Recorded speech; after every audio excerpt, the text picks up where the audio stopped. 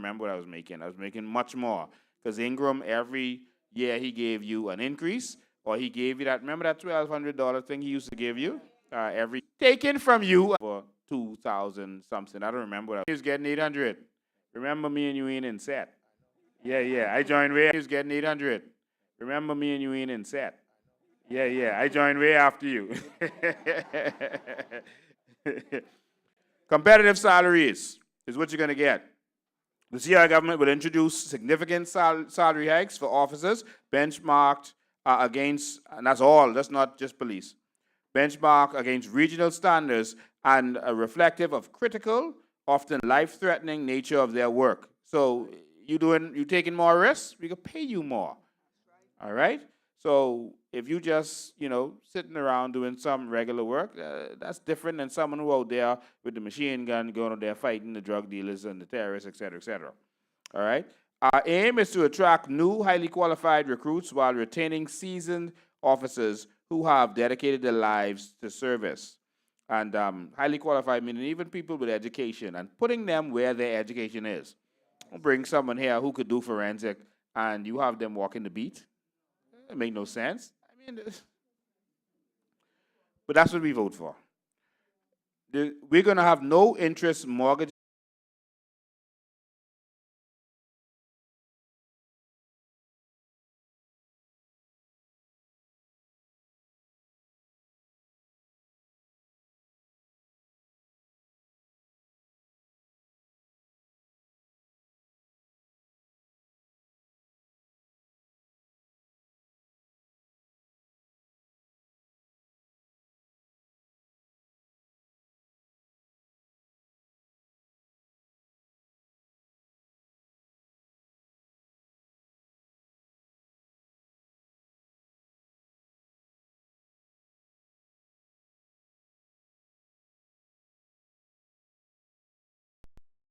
Promotions on our police force. All right, merit-based promotion and career growth.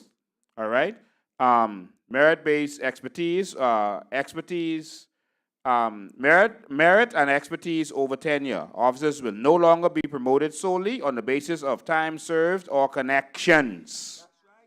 Promotion will be based on performance, demonstrated leadership skills, and specialized expertise. Clear benchmarks and transparent criteria will guide the promotion process, eradicating favoritism and internal bias. Specialization and proper deployment. Each officer will be assigned to duties aligned with their background, skill sets, and interests. Whether an officer excels in community outreach, forensic, cybercrime, investigation, or tactical response, we will ensure they are placed where they can contribute most effectively. This specialization boosts morale, reduces burnout, and enhances overall police efficiency. Access to personal files. Officers will have the right to view their own files. If you're an officer, you know what that means. Including performance evaluation and commendations, transparency in record-keeping fosters accountability and allows officers to track their progress, accomplishments, and areas needing improvement. That goes for nurses and teachers and all of them too. You should be able to see your file. No one should be able to put anything dirty on your file and you can't see it. Transparency. You have a right to face your accuser. 3, ongoing education, training, and professional development. Enhanced police training college curriculum. Beyond basic training, we will expand the police training college curriculum to include more comprehensive legal education, advanced investigative tactics, technology-driven policy strategies, and leadership development. Courses will incorporate modules on conflict de-escalation, and we have to know that he is someone who is sick and needs help, not someone who is criminal-minded. And community policing to a more empathetic and multifaceted force. They will be the same across all law. This will be the same across all law enforcement agencies. Postgraduate education and special programs. Recognizing the continuous learning breeds excellence, the COI government will partner with local and international universities to offer advanced degrees in criminology, criminal justice, law, psychology, and public administration, etc. Officers who wish to pursue these studies full-time, part-time, or online will receive financial sponsorship and scholarship, ensuring that cost is never a barrier to professional growth. And remember, this is in the beginning because all education is going to be free in this country.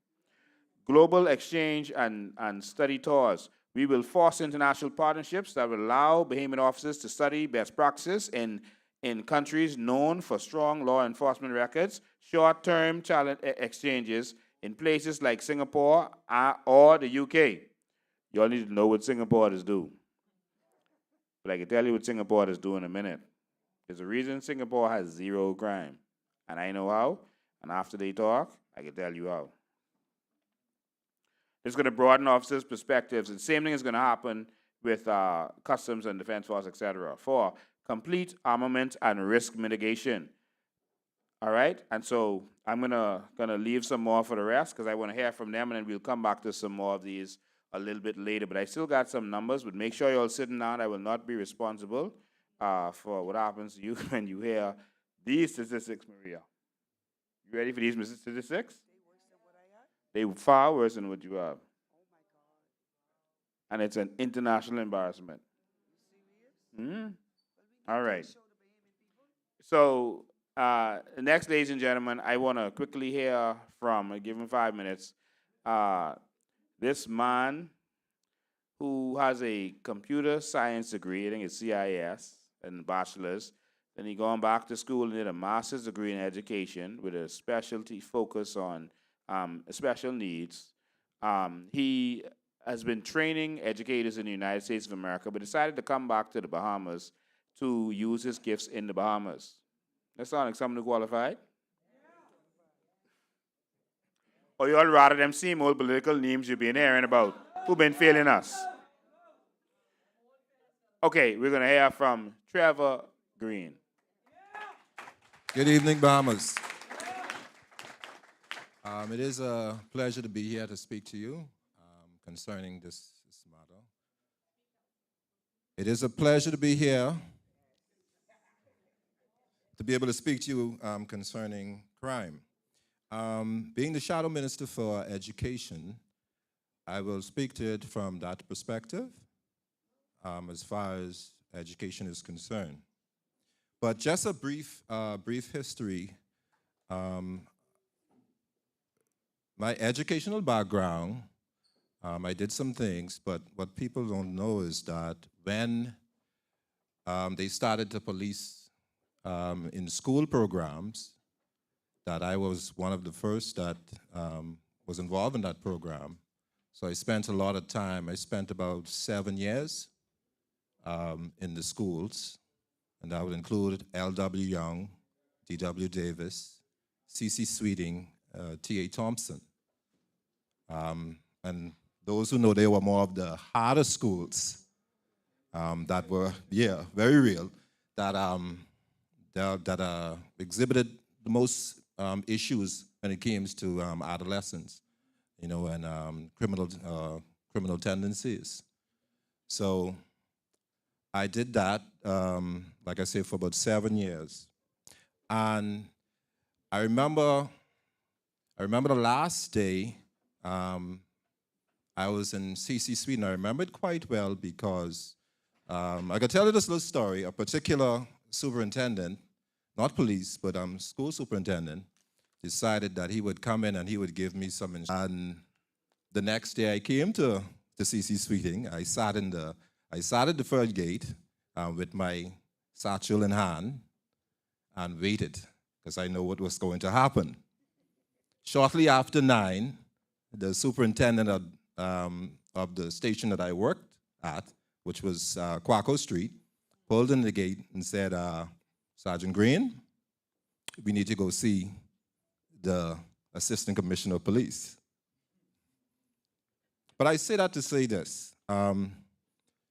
Sometimes you have to stand your ground when you know what is right Now, his specialty was school administration. Mine was crime.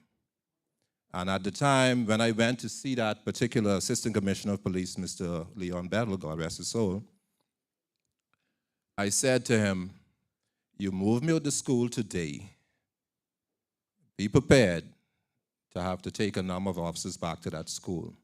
And I said that to him, and 2 days later, the whole of the police training college had to go in that school to quell the riot.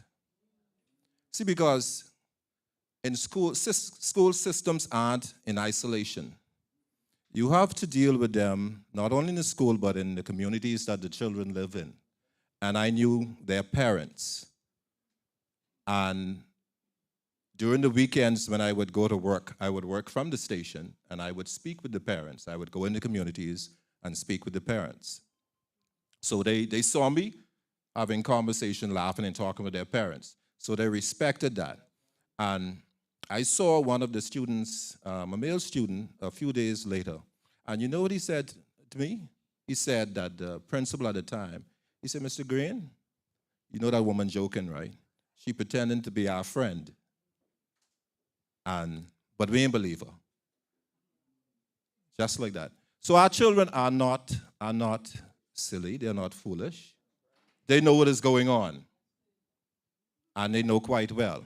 So how do we correct this issue? How do we get to the minds of the children in the schools to understand that crime or living that life, joining gangs, is not something that is desirable or profitable?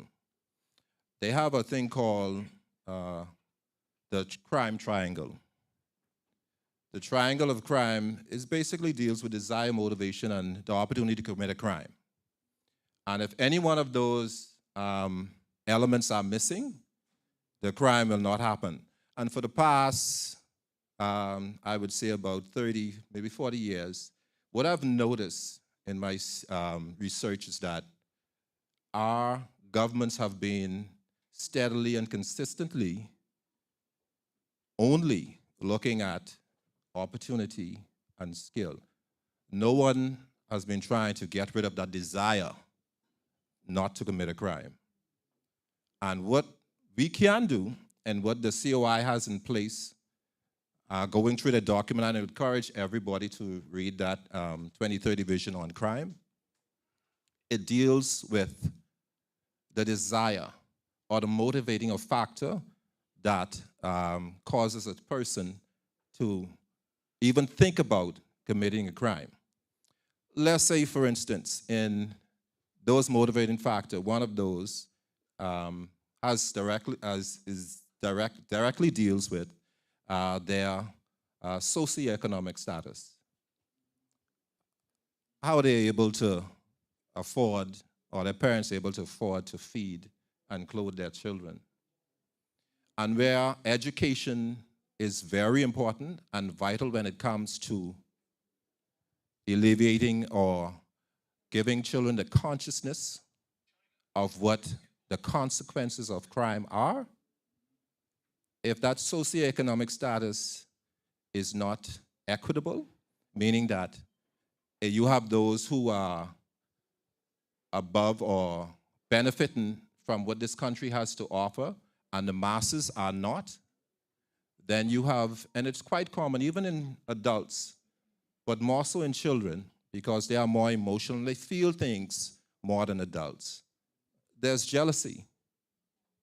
And that jealousy can cause that child to do a number of things, especially when it comes to committing crime, or if they see someone with a particular tennis on, or they see them with a particular bag, and they want it, and know their parents can't afford to give them that. And even though this might seem small, that is where things start. Everything begins just small, just a little thing. But our goal with the COI, as far as education, is to ensure that we make the playing field equitable so that every child has the opportunity, every child, and that is why our leader said that education will be free. because these are things that are vitally important to ensure that that is apt to creating an environment not only for those little ones, but for the little ones that they will bring in to this country to ensure that we have a productive society. Now, besides the socioeconomic situation that we have going on, there's also the social welfare, because a lot of persons, because the masses all huddle in the inner city, and no government has really taken the time to understand the impact of that closeness. A lot of times, crimes go unnoticed, unreported, and sometimes what happens is people don't want to get involved because they are so close to the situation. That may seem, I would say, normal, or some people might look at it and say that, okay, they don't want to get involved because the current trend is if you get involved, then there would be some sort of retaliation. Our children are living that every day in schools. You'd be surprised to know the number of incidents that occur in schools that go unreported.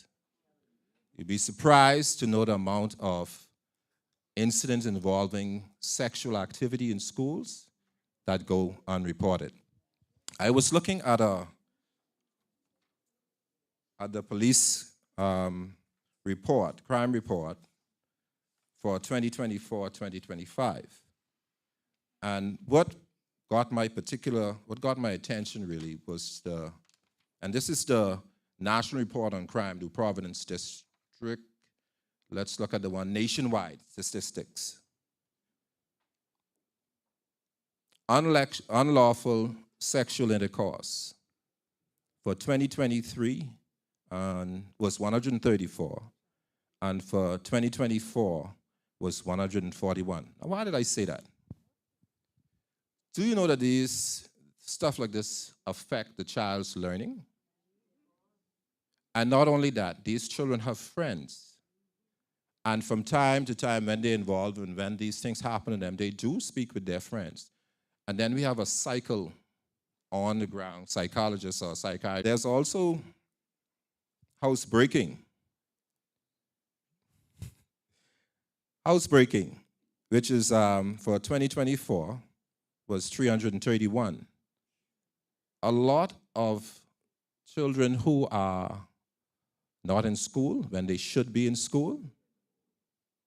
A lot of children who can't go to school because their parents don't have sufficient monies.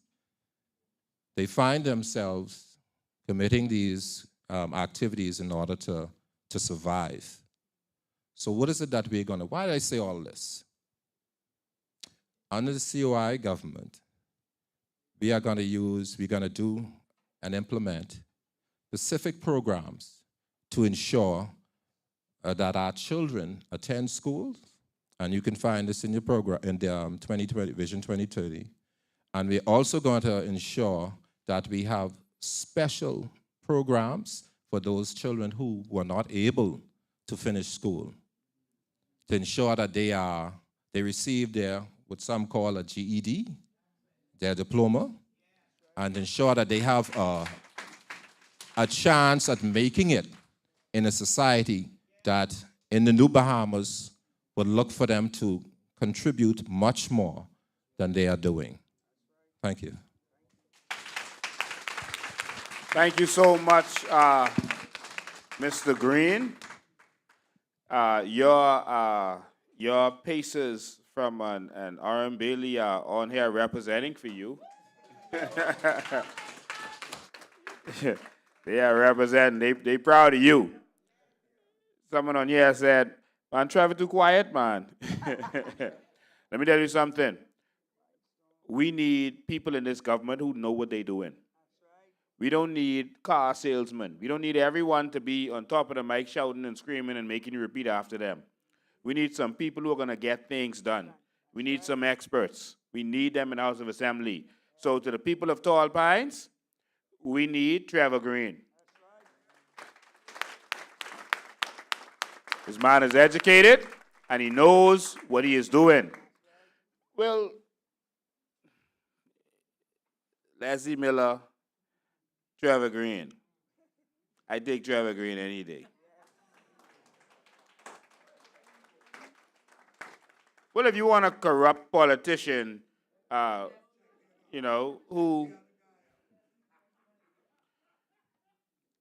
the Progressive Liberal Party found a way to siphon money from Bank of the Bahamas by giving money loans to their cronies.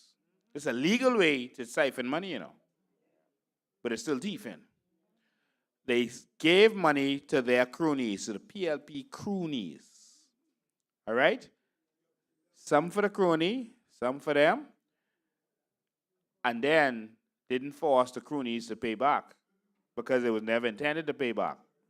And then in the end, when it was causing the bank to crumble and when it was becoming a problem, they even had to close down their branch in America because America don't allow foolishness like we do. They formed a company called Resolve and then put that debt, $100 million of debt of stolen political corrupt money into Resolve. They're separated from Bank of Bahamas. And that money is not to be paid back.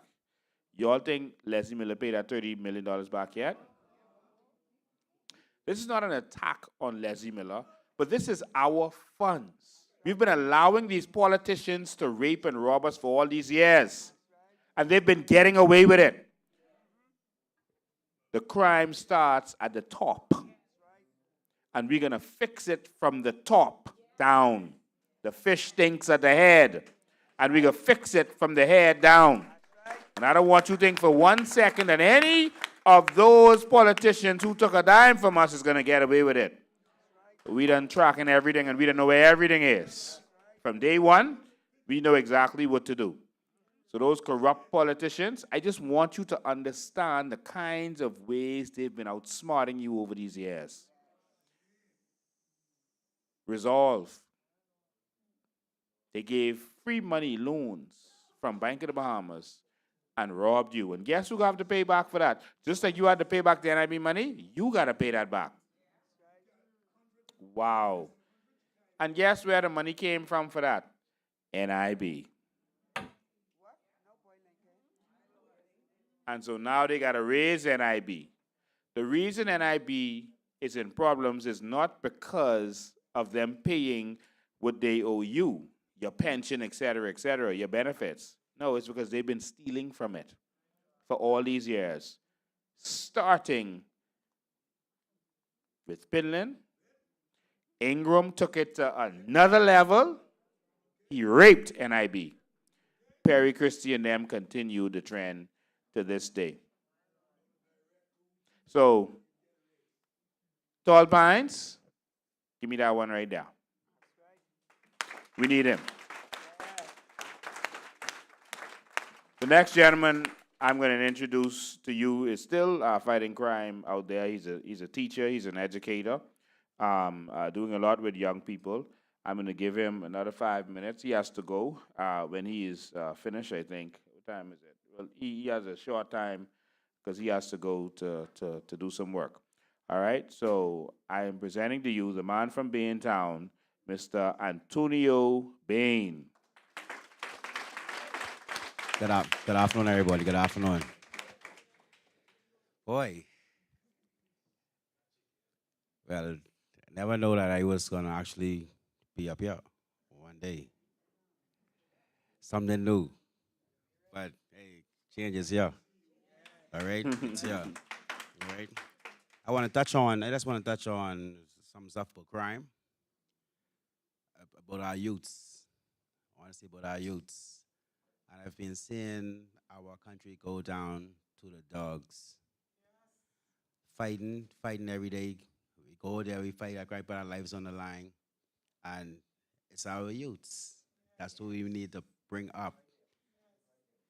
That's what we need to bring up, honestly. And I want to touch on prevention. prevention, actually. See, early prevention, like we make programs, we created programs that actually programs that support at-risk youths, such as mentoring, tutoring, and vocational training can help prevent them from turning into crime. And I feel that. I feel that. I had a situation last night. The youths, they don't even have respect for the law. They don't have respect for the law. But being who I am, I decided to give you a second chance. Because we all need a second chance in this country today. So we need to give our youths opportunities. Give them opportunities. Let's go and let's show them, hey brother, I got you. I got you. You have a back you can lean on. You have a shoulder you can lean on. We could talk. We could talk. We could always talk. All right? Now, to reduce crime, a multifaceted approach is needed, encompassing prevention, law enforcement, and community involvement. This includes strengthening our communities, improving education, and addressing the root causes of crime, while also ensuring effective policing and swift justice. So, I am the minister. I am the minister of being in Grandstown. All right? So, I will fight. I will fight and fight and fight to the end, no matter what it is, because if we don't fight, who's going to fight for us? All right? So, I can see God. That's my boss. That's who's in charge. When I go on my knees and pray, that's who I talk to. All right? He lead me and guide me every day. And I pray for our country. I pray for our young youths.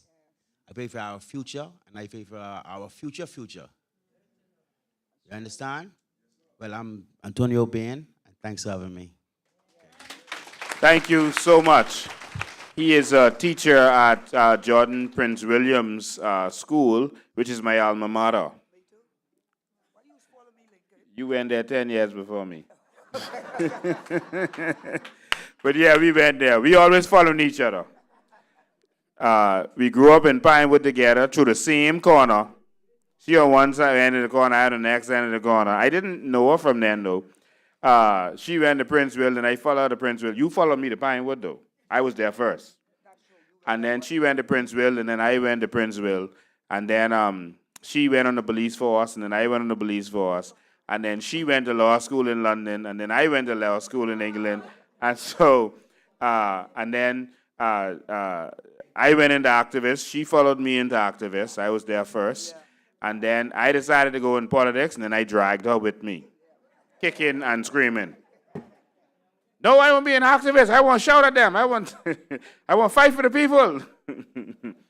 No, Maria, let's go. Ladies and gentlemen, the last person I'm going to introduce to you before I address you is a attorney that I respect very much, who believes in the people, who fights for the people, a very educated and well-respected London-trained attorney. She is the candidate for Elizabeth. How many of you know that Jobette Kobe Davis got to go?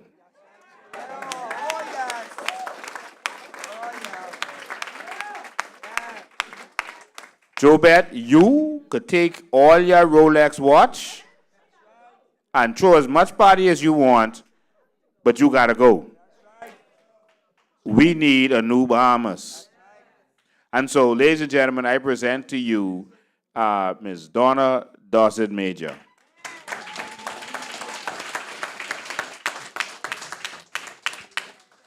Good evening, my fellow citizens, my fellow candidates, and the viewing public, Mr. Lincoln Bean.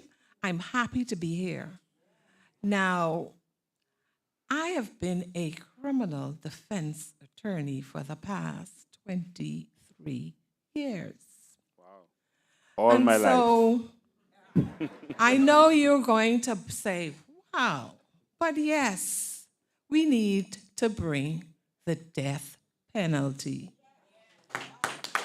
But I'll tell you why and how I think it should be done. There has to be a balancing act here because I'm happy I was a criminal defense attorney for such a long period of time because as a criminal defense attorney, some of your clients learn to trust you, and they often tell you the truth. And you would be surprised to know who is behind a lot of the crime that's being perpetrated by some of our criminals, so to speak. We have young men on the streets who are called snitches, and they work for the police to help solve crime. And in a lot of instances, there's a set-off. And so the set-off in a lot of instances, allegedly, let me use the word allegedly, involve killing somebody else, getting somebody else out of the way. And so I'm happy. You know, I've moved away from the murder cases, so to speak, but in my first, say, 15 years of doing criminal law since I came back, that was my specialty in London, criminal, family, and property. And so I focused primarily on criminal and divorces when I first came back, but more so criminal. And I would not trade my experience for the world because I learned a lot. I represented quite a number of persons who were accused of murder, and I won quite a number of my murder cases. I asked the Lord to forgive me for my lies back then, you know, so to speak. I mean, sometimes these things happen. But we have, when Maria mentioned the corruption on the police force, I was never a police officer, but I experienced quite a lot of it. And what really makes me wonder is the support some of them get from our judicial system. The murder for hire, allegedly. I mean, when we look at things that's happening, a lot of these people are not being brought to justice. They're getting a slap on the wrist. A slap on the wrist. And I think it's about time. How many murders we've had last week? Some days, 3, 4 murders.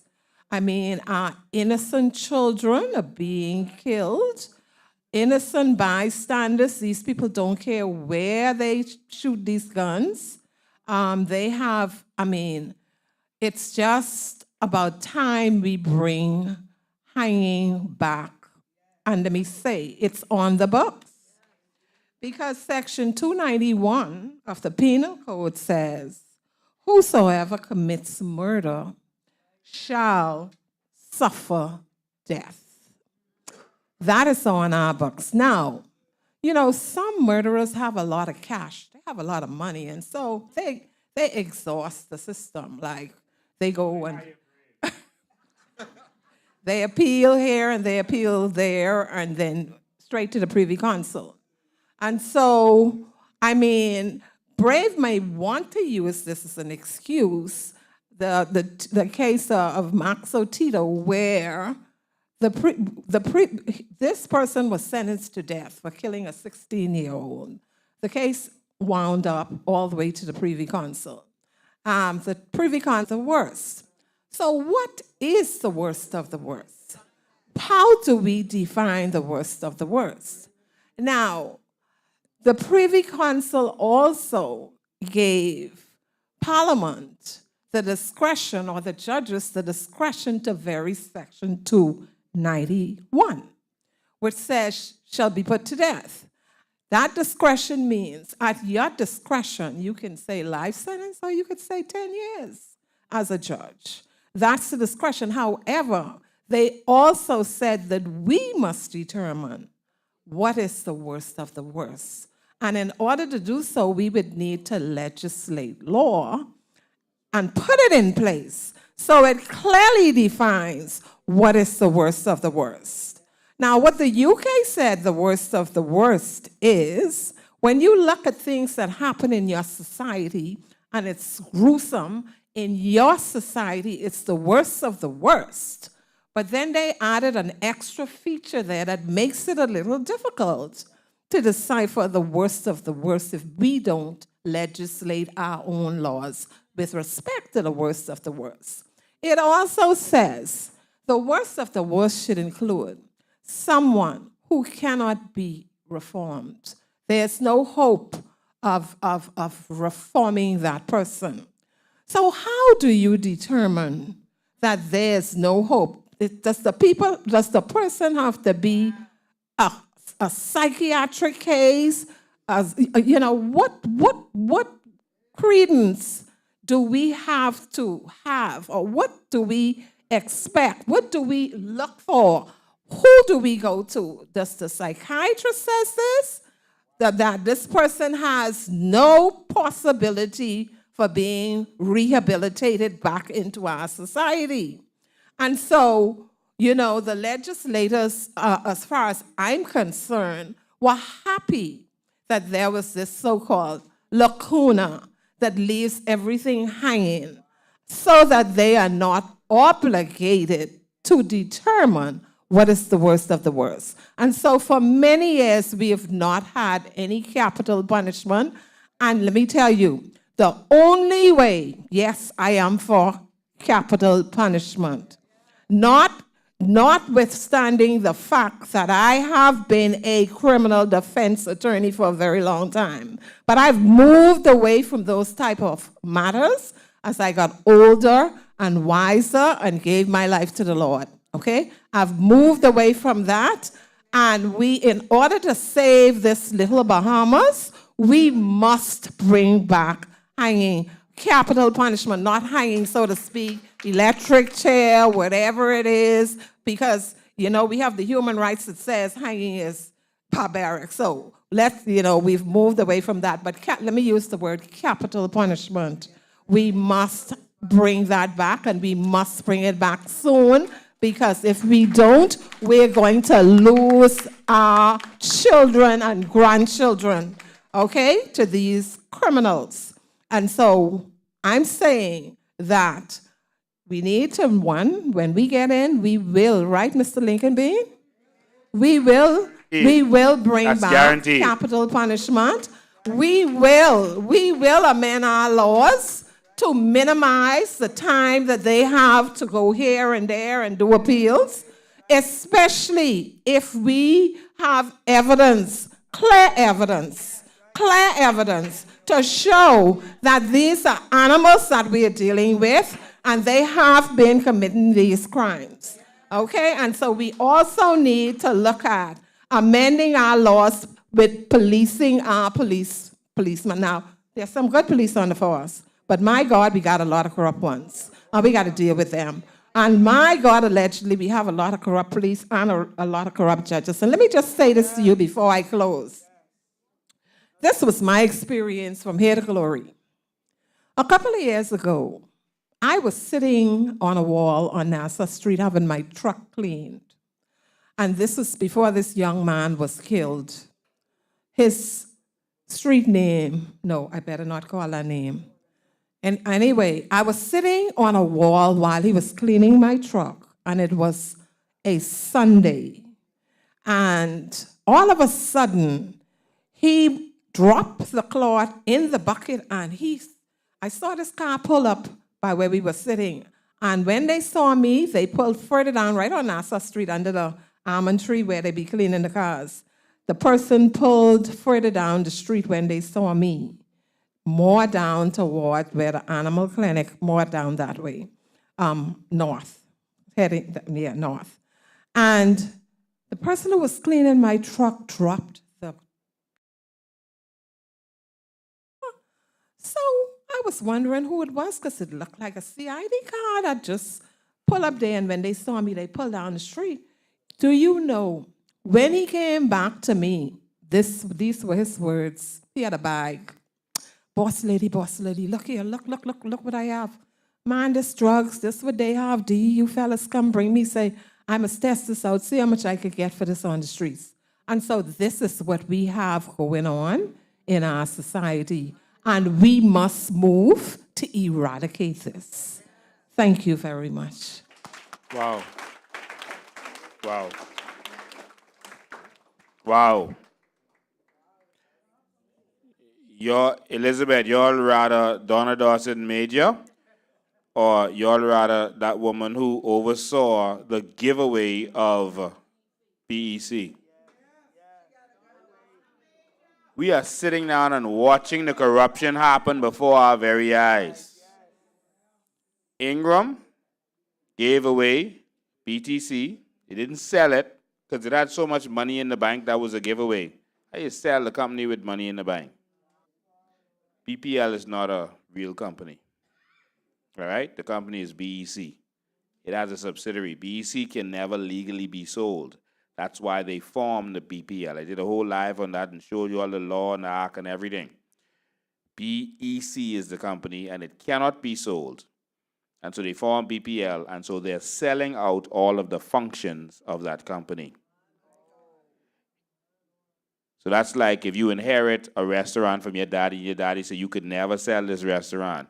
And you say, okay, what I could do is I go let someone rent out the kitchen from me, and they can make the money. Or I can sell out the kitchen function, and I can have someone else doing the serving. You just serve the food, and you make money for that. They sell out all of the functions that BPL or BEC is doing. They're doing this right in front of your eyes. In any other country, they would have been rioting in the streets. But they keep us uneducated, and that's why our mission from day one was to do what we're doing right now. We're still doing years later, to educate the Bahamian people. Because if you don't wake up and you're full enough, maybe your children who hearing you watching me, this is going in their spirit. And maybe they could wake up. But don't leave this for them to fight, because you got one more election and it's over. And so, Elizabeth, give me the honor.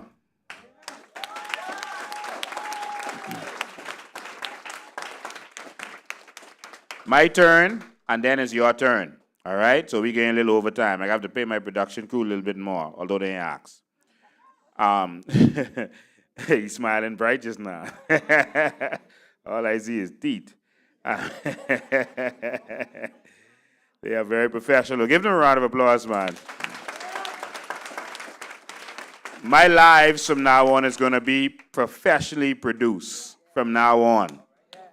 By next week, our studio will be fully set up. You will like this when you come in here next week. All right? Because we could be talking about land. That's the one thing they want you to talk about. That's the one thing they want you to ignore. Come, let's talk about this land. All y'all be here because we can blow your mind. These new acts they putting in Parliament, they just thief your land. That's right. Maria, they want tax generation property. They can't do that though. But if the Queen give that out, Lincoln. Just the PLP. No, but they can't do that. That was already given. The brother party of the F&M. No. That is unlawful. How could you tax something? They doing this stuff right in front of your eyes because they know you ain't paying attention. Lincoln, you can't be talking. Ladies and gentlemen, I won't get on this crime thing. Just to assure you, when we get in, there will be capital punishment. If you kill, you will be killed. And nobody on this planet or any other planet is going to tell us we cannot execute a murderer in our country. They don't tell the United States they can't execute their murderers. They're murdering them every day. They probably just execute one of them today. They are killing the murderers. Because we could change that law to treason. Treason will be enforced in this country. Right now, our treason law is connected to the Queen, but we can fix that.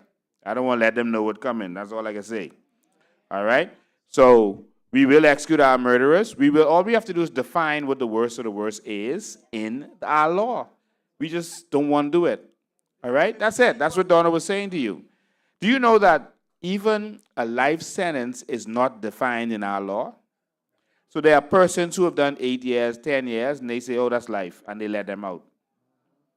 Because as far as they're concerned, oh, they lost their life. A life sentence is not defined. So after they didn't do 8, 10, 12 years, they hire someone like Donna back in the day, and they get off, right, Donna? Now they didn't kill a whole human. All right? And that's what they do. Donna right now doesn't even take, if Donna believes that you are guilty of a crime, Donna ain't taking your case.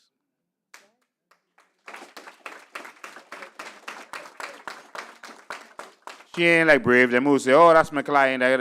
She said, she ain't taking your case. If she believes that you are guilty of a crime, you ain't gonna rape no woman and murder nobody and then come to her to get defended. She don't do that. That's the difference. Hanging is not barbaric.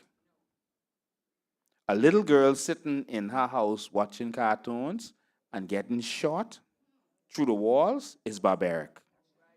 An old woman go into her bed and wake up in the middle of the night by some man raping her and killing her, that's barbaric. A little girl who was killed by Max Tito, who was raped, burnt, and rolled over by a truck, that's barbaric. We will defend every Bahamian, even from the monsters among us. We will defend you. I guarantee you, whoever kills will never kill again. The only person they can kill is their self, because they can know killing someone means killing yourself. Simple as that. And so that's coming. Stay tuned. I want to go through these numbers with you quickly before I open the floor for you. I want to go through these numbers quickly because these are some shocking statistics. We didn't have some statistics in here, but I want to go over these numbers with you.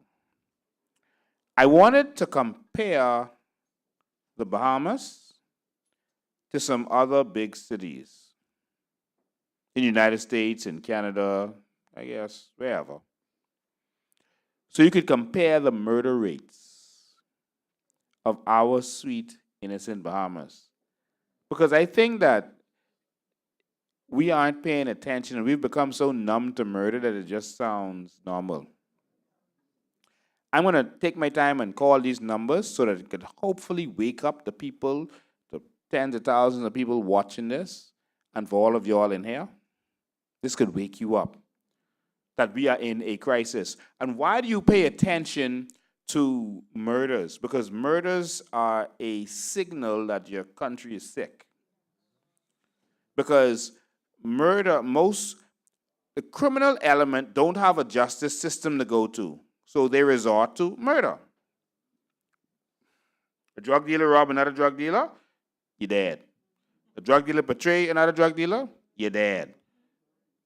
Criminals use murder. They also use murder when they want to take from you. If you resist, you're dead. And so murder is a good, in trading, I do trading, and in trading they have things called signals. And when you see these certain signals, you know that something is wrong. All right? So if companies have a lot of money in the bank, that means they have no confidence in the economy because they're holding on to their money and not investing it because they don't believe that everything is good. That's a signal that you use in trading. All right? If the big companies have a little bit of money in the bank, then that means they're investing. So you need to invest in the markets. So these are signals. So murder is a signal for your society to see how crime is. So don't let them tell you crime is down but murder is up. No. The reporting of crime is down because people have no confidence in the justice system. As that statistic said, we got crooked judges, which Who should be defending the Constitution? Had a foreigner tell me he paid $50,000 to get what he wanted. In this country, from one of those people. A foreigner bragging. They can get whatever decision they want. A judge can say, no, you can't break down the shanty down. Then that same judge can come back and say, yeah, you can break it down. They can get whatever decision they want in this country. I know that firsthand. When you see certain decisions, just look at the name of the judge and then line it up. So, ladies and gentlemen, I want to quickly compare for you these statistics, all right? In 2024, there was a 9% increase in murders, all right? In 2024, we had 120 murders. That's 120 of our citizens died who did not have to. 120. You remember that number? 120. Remember that? 120 murders in this little Bahamas. That sounds like a small number, hey? 120 of our sons and daughters gone. All right? So I wanted to compare that. And I'll be honest with you, I use AI for this. I told them, compare the Bahamas murder rate to some cities around the world and see where the Bahamas is. Give me some examples of A-list or big cities in America and Canada, et cetera, and compare them to the Bahamas. And so AI pulled up some big cities with, a lot of these cities got millions of people. So that ain't even fair to compare them to us. Because a lot of them got hundreds of thousands, millions of people. They're big cities. So I'll start with Boston, Massachusetts. The Bahamas has 120 murders in 2024. Boston, Massachusetts had 24 murders.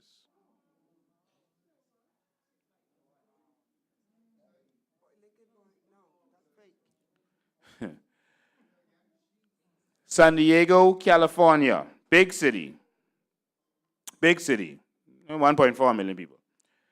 The Bahamas had 120 murders.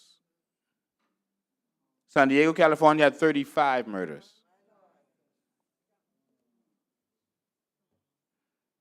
San Francisco, again, a lot of people, they had 35 murders. Tampa, Florida, big city, 36 murders. The Bahamas had 120. Denver, Colorado, where smoking dope is allowed and freed and encouraged. Weed is legal. Gotta be some fellas doing some foolishness down there. Denver, Colorado, only 65 murders in that big city. Bahamas, 120 murders. Austin, Texas, 65 murders. That's Austin, Texas. Seattle, Washington, 56 murders. Portland, Oregon, 67 murders. Toronto, Ontario, that's a big melting pot city. All us running there. 85 murders. 3 million people living in that one city. Crowded. And they only had 85 murders. And we had 120 murders. Montreal, Quebec, in Canada again, 32 murders. Alberta, Calgary, 18 murders. 1.6 million people. Vancouver, British Columbia, 11 murders. Big city. Ottawa, Ontario, 20 murders. And so this is examples. And I wanted to compare it to something that you will know and relate to. The entire tourism belt of Florida, that's Miami to Fort Lauderdale, all the way up to Orlando. The entire tourism belt of Florida.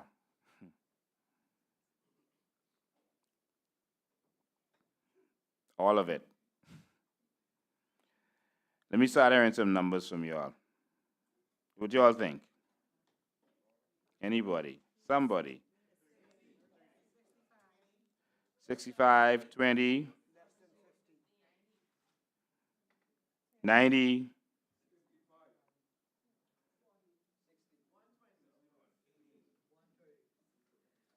The entire tourism belt, that's Miami, Fort Lauderdale, Orlando, 69 murders. You win the prize. Miami, 27 murders. The city of Miami. Yes. The city, bringing in some numbers, so that's going to be between 20 and 30. Orlando, Florida, 22 murders. Atlanta, Georgia, big city, 126 murders. Finally, we beat someone.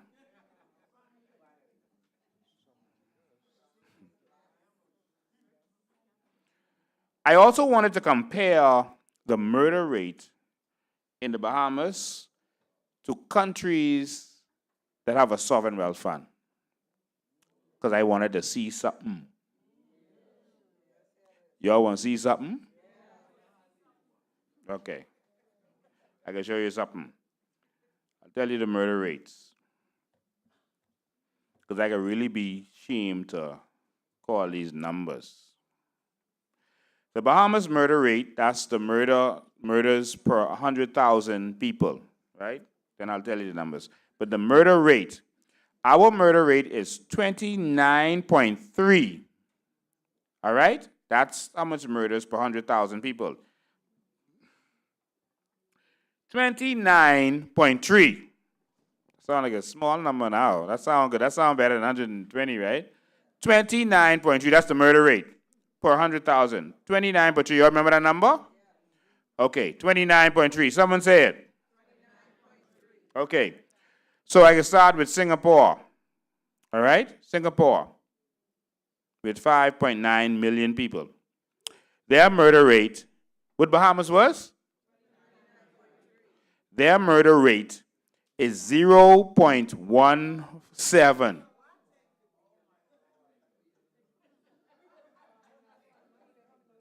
Okay. They have a sovereign wealth fund. Norway, Oslo, Norway. Norway, you all know about Norway? They're the sovereign wealth fund kings. Bahamas is what? Okay, Norway is 0.9. Not even one. What the Bahamas is? We keep voting for that. Sydney, Australia, big city. Millions and millions of people. Big city. Sydney, Australia. Theirs is called the Future Fund. That's what they call their sovereign wealth fund. Norway calls theirs the government pension fund. All right? So Sydney, Australia, 0.85. Their murder rate. Big city. Okay, Dubai. We always talking about Dubai. They're now up to 3.1 million people. All right? Their murder rate, and what they did was, because the United Arab Emirates doesn't actually give detailed state murder rates, so they just shared it up equally and attributed some to Dubai. But it's 0.29. Actually, they don't have murders there. Doha, Qatar, we always talking about them. Their murder rate is 0.48. The Bahamas, 29.3. Not 0.29, 29.3. So the number shows that we are in a crisis. What we have come to accept is not normal, Bahamas. It is not acceptable. We have to stop comparing ourselves to dysfunctional countries. When you keep doing that, you're going to continue to be dysfunctional. Sometimes they'll say, oh, y'all Bahamians should be glad. Go to look at some African countries and look at that. They can't say that no more because those African countries are taking off. They've taken their natural resources and they are now excelling, all of them. We're getting left behind, but not for long. Ibrahim Traore is doing a good job looking out, doing the things that the people need, providing them services that we need, but we can one-up them because we can empower the people. We can empower them. We can make them wealthy. So we can do this differently. And so that's what we have. We are in crisis. And you're not seeing it all over the papers. No one is analyzing it. They're talking about nonsense on these political shows instead of talking about the real crisis that we are facing. We got to take this serious. Why do we keep accepting failure? We can do better. The reason that crime is rampant is because of corruption. The politicians are involved with crime. Illegal immigration won't happen without them. There's a cartel being run right now in this country that politicians are at the helm of. The PLP and FNM are working together, and you are suffering because of it. And they got you shaking pom-poms to your peril. They can't kill the killers. Let me explain something to you, how this works, all right? The politicians go into the community, find the bad boys, the street boys, and get them under them, pay them, and then get them to get all other street people to work with them. They get the criminals campaigning with them and campaigning for them. They have the drug dealers working for them, funding them, etc. That's why right now you have drug dealers getting paid back. They're being given crown land. Drug dealers in this country are getting contracts to build houses for the government housing, to build schools. Our Bahamas government is participating in money laundering. They're using our good, clean money to give to drug dealers to clean up their money. The international community is watching. All right? You see the number men too. All right? And so this is what's happening in our country. That building that took, 10, 15 years to build in West Grand Bahama, and they wouldn't open it until I went there and exposed it, country. Yes, I want my Bahamian peoples to prosper, but not through political cronyism and political corruption. You ain't clean if you had to pay off a politician to legalize what you're doing. Because corruption is illegal. It's a crime also. And so you can't legitimize a mafia, drug dealer, etc., by washing their money for them and using our money to wash their money. It doesn't work that way. We have to fix this country. So they use these gangsters, and so when you use the gangster, now you're in power. They use these gangsters, so when they get in power, how they can lock them up? I was the police and I got called to let that one go. I don't know if you got them kind of call, Maria. But I can tell you one thing, I never let that one go. I tell him, you come take them out the cell yourself. Every time. And so, drug dealers work with the permission of governments. Same thing happens in Mexico, in Colombia, other places. They empower them. And then they cut them down later. Vilify them and cut them down. Y'all wake up. Our criminals are being empowered by our politicians. So when you end up in the crosshairs and when you end up getting raped and robbed and all this kind of stuff, your politicians are allowing that. And they can't stop crime. Anytime crime get bad, what they start to tell you, oh, is the parents' fault. It's the family. They start to put it on you. Crime can be solved very easily, but for corruption. Crime was solved in New York, the headquarters of the American mafia. They brought crime down to nothing. In New York, you used to get mugged walking on the street. They'll pull you in the alleyway and rape you right there. You screaming and no one even looking. They mind their own business over there. Ain't no one checking for you. That's how bad it was. Rudy Giuliani came, and what they did was focus on the criminals. We have a strategy in our plan called the Python strategy. It's kind of modeled somewhat after that. You know what bothered me? I heard some statistics recently about how our children have been trying drugs. You all saw that statistic? You all saw that? Yeah, it was all over the news. And they was commenting on that, say children are trying drugs, etc. Y'all didn't see the most troubling part about that? The most troubling part wasn't the child trying drugs. The most troubling part is how that child know where to find drugs and the police don't know where to find the drugs. How? How the child know where to go to buy drugs and the police can't find it? A child.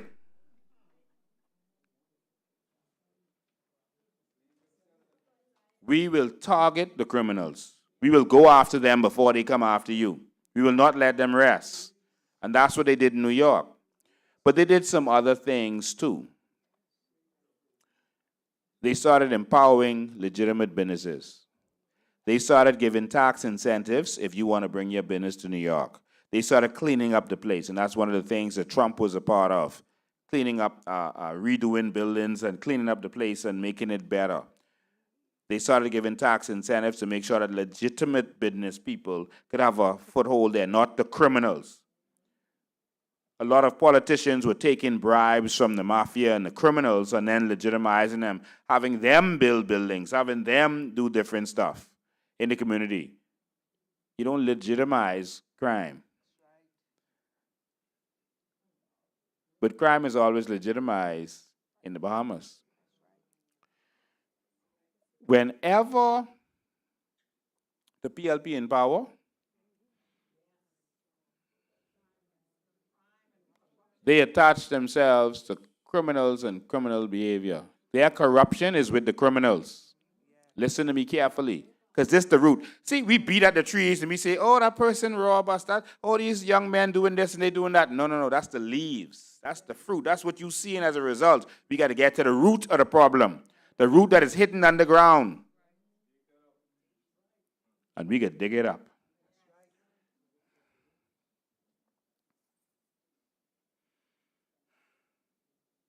Whenever you see a crime, there's a politics. I can save that because I won't bring someone on here.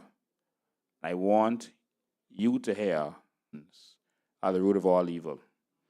But anyway, the PLP attaches itself to criminal activity, where you could see it, and that's why some people say, "Man, they nation for sale," and when they come in, they attach to outright crime. The F&M does the same thing, and so did the UBP. The UBP brought in Meyer Lansky and Wallace Groves. He just literally came out of jail, and he came to Freeport and said, I like this. They said, okay, we'll give you 50,000 acres. Take it. Yeah, but I don't want to answer to y'all. We'll give you your own country within the country. You just take it. What y'all want? $1 million under the table. $1 for the people. $1 for the government. The Commission of Inquiry showed that the mafia gave them 50,000 acres. The mafia was given 50,000 acres and given a country within a country, and the mafia gave them $1 million to Brent Simonette Daddy, $1 million to Stafford Sands.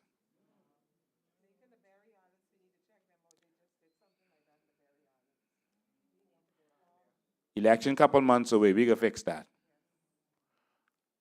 And you're all trying to figure out why Freeport cursed? Why it can't get off the ground? You all think that's not what we stand for. It's rotting from the beginning. It started with corruption. And then the F&M learned how to use, and that's what the UBP did, they used their government position to steal legally. They use the companies, they do it legally, and they go in the House of Assembly. The PLP just catching on to that. Like, oh, that's what they was doing all this time. Okay. So now we go in the House of Assembly and do this, and we're going to do that. And, oh, Frankie, you've been fighting in the courts for this land all this time. We could just pass some new laws and call it a land registration law. And we determine who the land is registered to, not the courts. You all wake? This happening right before your eyes. You got too much case on your hand. You need to read what's going on. That is happening. The crimes, the UBP and F&M used to do it right in your face. They did all the business of the country through their companies. That's why the Treasury was broke when Pill and them got there. Pill and them used criminal underworld to do what they're doing to this day. I mean, Pill and them in the PLP. And so that's why we are where we are. That's where the crime is. We can solve crime by getting rid of the corruption. It's that simple.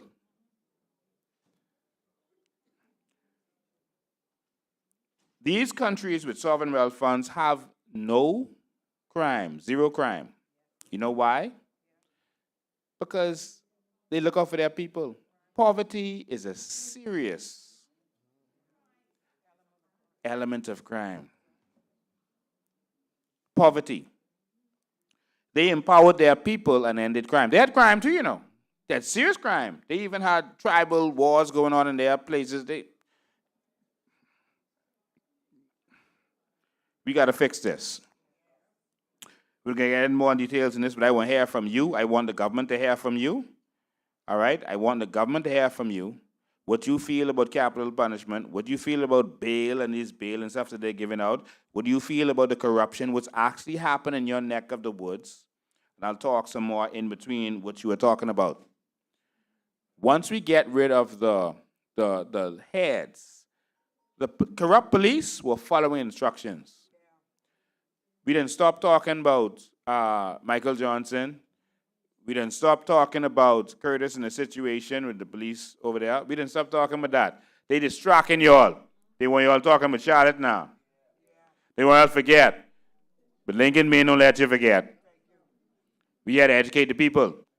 And so, ladies and gentlemen, I can talk some more, but I want to hear from you now. This country is broken. We need enforcement of the law. Go to our plans. I'm not going to go through our plans now. Go read it. Go to our plans and see real solutions for crime. We can end crime. Just like that crime is zero, it's because they empowered the people. If you getting your check every year from your sovereign wealth fund, why you could steal mother purse? Why you could do that? And then you could lose your entitlement. A lot of our young men who are committing crimes don't want to, you know. That's the life that was pushed on them. And then we have a society now where crime is being fueled by illegal immigration. Because now the foreigners coming in here and they are controlling the crime ring, working with our government. They got the guns, they got the drugs, so they got all the money. They could keep their guns and drugs in the shanty town and police ain't going in there to search them. They coming to kick down your door, but they ain't going in there to search. So they could operate with impunity. Those ships that are bringing in people are also bringing in guns and drugs. We got to wake up. We are hurting ourselves by allowing all of this to happen. This is your last chance, Bahamas. stand up. Stand up. Please stand up. So, ladies and gentlemen, well, first, I want to hear from our deputy. And yeah, she just want to say a little quick something. And then we're going to open the floor for whoever wants to speak, and then we'll continue. No, good evening, everyone. You all know when I speak, it's be like 2 minutes, right? Short and sweet. And Mr. Bain, that's the 2-hour guy. 2 hours. 2 hours. But I just wanted to get up here to reiterate what Mr. Bain said. And that is about the crime and the statistics you gave. That was profound with the countries with sovereign wealth fund. And let me tell you all something, and the government needs to listen to this. They tend to be more reactionary in crime rather than proactive. We keep telling them that you have to, like Mr. Bain said, empower the people because poverty is still the #1 reason. The government tend to be reactionary, and what I mean by that is, you never heard the police say saturation patrol. That might be good for them, but at the end of the day, the crime has already taken place. You're there to say, we have to try to minimize the crime, or there's already a lot of crime there, right? Then they said, we want to build more courts. I don't have a problem building more courts to take care of the backlog of cases, but again, that's more of a reaction to the crime that has already taken place, right? And there are other things that I had another point I wanted to make about, the Bail Act. Remember, they had amended the Bail Act. But again, think about it. That was in reaction to the crime that was already committed. So we have to get to a point where we be proactive to minimize or prevent crime. And Donna mentioned the being able to, for the murder rate and hanging, execution. I think we do need to bring that back to the Bahamas. And the most important thing I want to reiterate again, Mr. Bain, is we have to empower our people through giving them the Sovereign Wealth Fund, because that's poverty, as you all know, is definitely the #1 problem here. And also, too, another thing I wanted to say was education. We have to educate our people. We have to give free education up to the university level, because you will find that uneducated populace, they tend to have less crime. And the last thing I want to say before I sit down, Mr. Bain, in Haiti, the middle class is now down to 15%. That is very low. And what I'm afraid of is happening in the Bahamas is the way they're going now. I see a disparity between the wealthy people, and the poor people. And if we minimize our middle class, we're going to have more crime, and we're going to be a nation in problems. So that's all I wanted to say was, please be proactive rather than reactionary to crime. Thank you. Thank you, too. All right, the floor is open. Questions, comments, whatever you want to say. What's going on in this country? How do you feel about crime and what's happening? I assure you the government is watching. Brave watches my lives himself. All right, Wayne Monroe watches. All of them watch. So this is your chance. Stand up, come to the mic, and let's hear what you have to say. Okay. Good evening again. I just want to make a comment. First, they came for our money in the form of our sovereign wealth fund. That's our inheritance, our empowerment. And now they're coming for our land. Our land connects us to this country. Our land connects us to the identity of who we are. They take our money, and now they're taking our land away from us. Doesn't that sound like a displaced, robbed set of people? We are on the brink of that right now. What is going on in Haiti? What could possibly happen here based on what they are doing is 10 times worse. And it will be worse for us because our eyes are open. The information is out. We see what they're doing, and we know what they are doing. So whatever happens after that, you cannot continue to blame the government.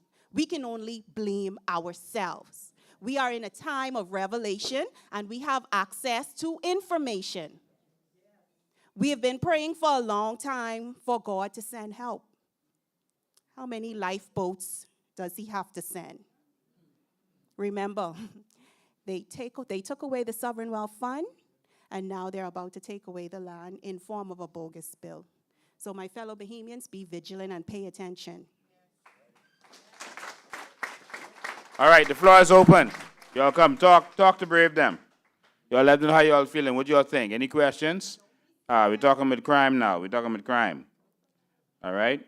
Let's talk about crime. We shy today? We shy? Come on, y'all. It's a town hall meeting. Y'all, let's talk. Let's talk.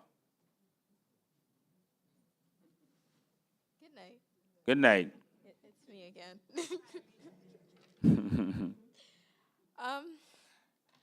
I like to start off by saying crime can be seen in many different ways.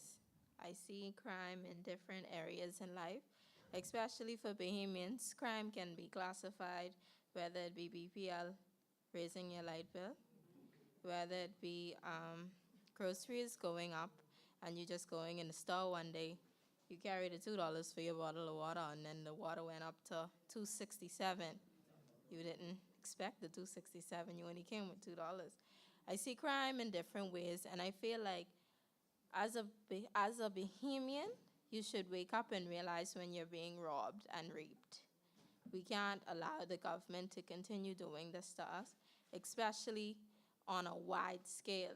They keep on giving us these ultimatums. They keep throwing us these parties with the rum, with the food, with the drink. They keep on. The only time I personally see the PLP and the FNM is when they have in their rallies and they want our vote. But I don't think that's necessary anymore because we already know what they plan on doing. Every time after the election, they come around and you never see them ever again until the next election. So I believe that we as a people should be very vigilant. See what they are doing. They're raising light bills. They're adding taxes. They are allowing crimes to happen. Crimes are happening on a very wide scale. I have lost plenty classmates and plenty friends to the streets. And not because they were involved in any gang violence, but because they got caught up just inside the crossfire. And the government allows it to slide. I don't feel like we should be enabling the government by allowing them to stay in any longer. So change is coming.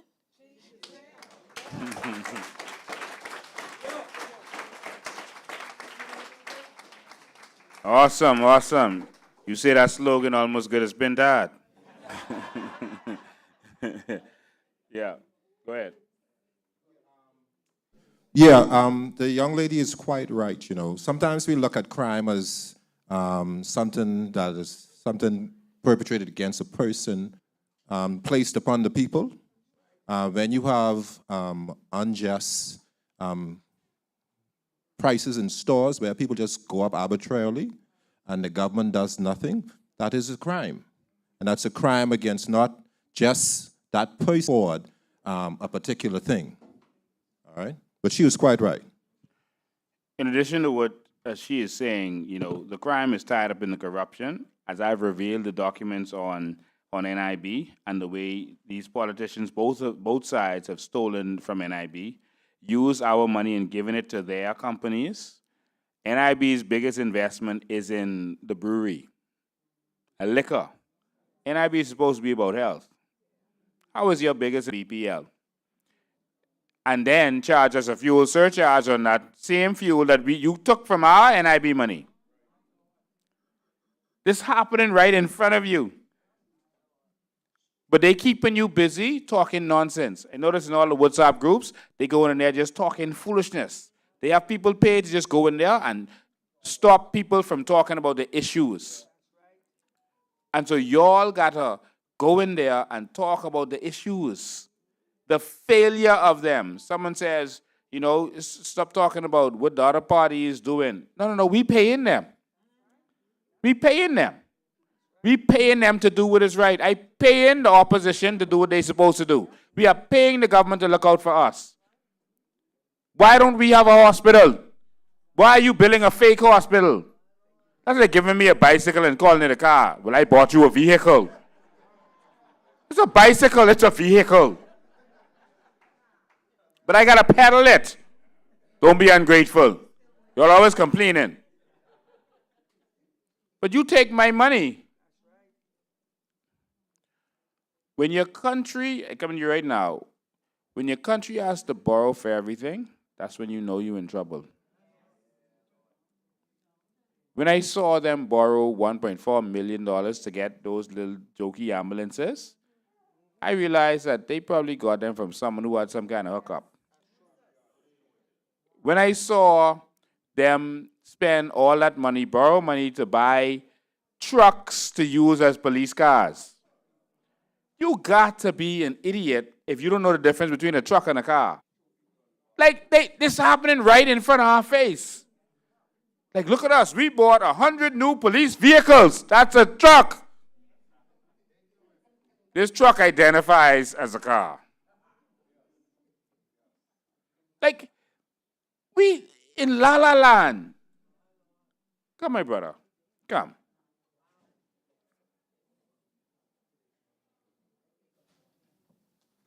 Good evening, everybody.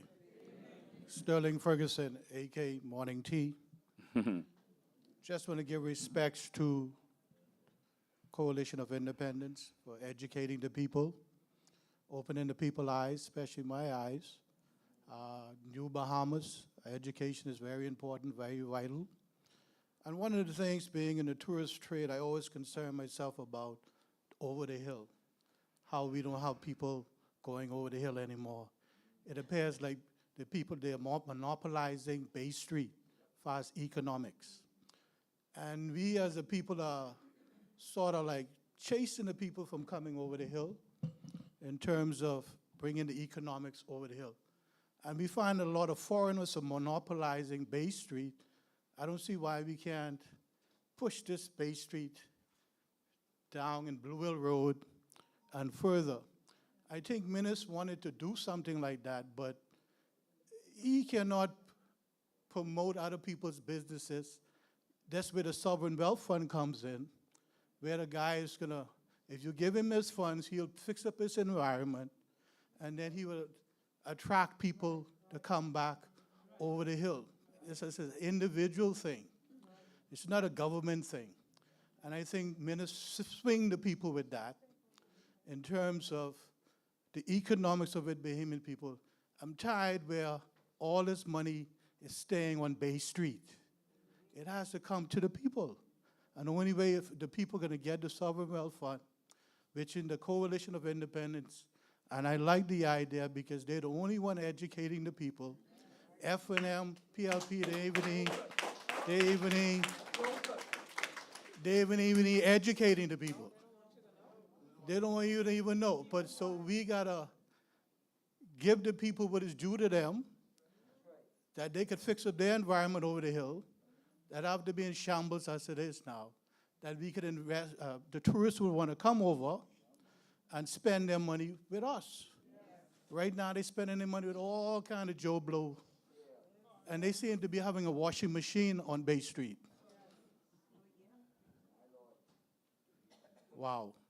I dare you to say what you mean by that. Because if you don't, I have to say it.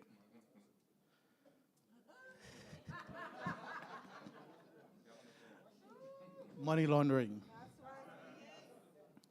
So we talk about corruption. Corruption is not only from the top. Corruption is also us. Anytime you cut in line and you tip somebody, that's corruption. As small as it sounds, it's corruption. Anytime you know you go in an insurance company and you want them to post-date something, it's corruption. Anytime you tip somebody to get something done, it's corruption. where do you look at it from that point of view? It is corruption, and we all corrupt as a people. And so we can't only say from the top, we as a people got to stop being corrupt. You see the Bahamians. So we can't say only the politicians selling out. We're selling out too. So we got to look at the man in the mirror, which is us, Bahamians, and say, hey, where does this corruption come from? Come from us. We're just as corrupt as anybody else, and we got to look at ourselves as a people, as a Bahamian people, and say, hey, how can we? And we say we are religious and Christian people, and how can we be so corrupt? Wow. I like how Kirk Farrington said it the other day, as far as prayer. You know, I'm not going to knock religion, but I believe that religion, it sort of blocks us from really doing. So in other words, we'll pray a lot, but we don't do nothing. You see, so it's about action. It's about, if you're inspired by God, fine. But he wants some inspiration. Some inspiration. In other words, get up. You know, be on our knees. But then we ain't doing nothing. We're looking for a miracle. We're looking for that to happen. We're looking for a savior. But anybody can save us is us. We got to save ourselves, Bahamian. So at the end of the day, through the political parties and the politicians and the preacher man them, we got to save ourselves in terms of not only just praying, because he has no hands, no feet but ours. So we got to get up. And I always like to say praying is a submissive position. In other words, they say close your eyes, bend your knees, and don't do nothing. So we're looking for the politician to do it, and that's why they're having a field day, because they figure, we ain't gonna do nothing. As a matter of fact, the other day, Mr. Davis, the Prime Minister, who has the power to change anything with a stroke of a pen, but he said, let's go in the square and pray. But hey, if you got all the power with a stroke of a pen, why would we go in the square to pray? All you have to do is just sign the document, you know? So it just tells you, this religious stuff, it's just, when you are the power, you take that, you're supposed to be praying in the communities where people, if you say the crime is in this area, then that's where you need to go. But the point I'm making, ladies and gentlemen, if you got the power in the pen, and then you're saying, let's pray, then what do we need you for?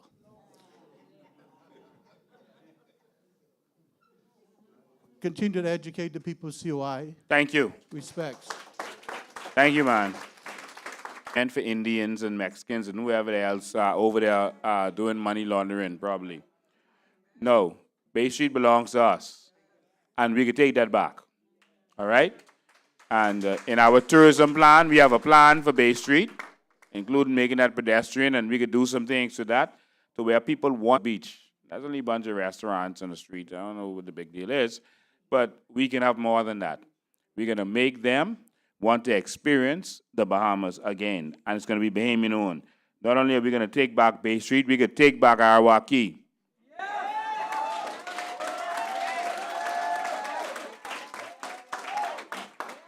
Because I don't know how foreigners get making our conch salad. We can fix that. Come.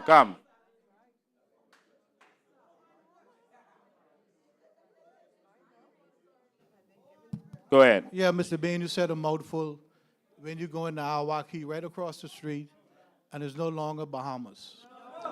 You get everybody cooking Bahamian food, trying to make salad, and when the food come out, you can see the presentation. And if you're not one thing I believe in Bahamianization.